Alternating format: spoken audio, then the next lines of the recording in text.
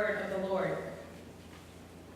After this, Jesus went to the other side of the Sea of Galilee, also called the Sea of Tiberias. A large crowd kept following him because they saw the signs that he was doing for the sick. Jesus went up the mountain and sat down there with his disciples.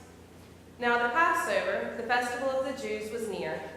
When he looked up and saw a large crowd coming toward him, Jesus said to Philip, "Where are we to buy bread for these people to eat?"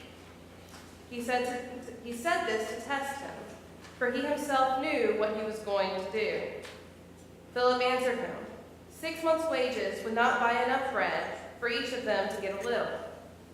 One of his disciples, Andrew, Simon Peter's brother, said to him, "There's a boy here who has 5 barley loaves and 2 fish.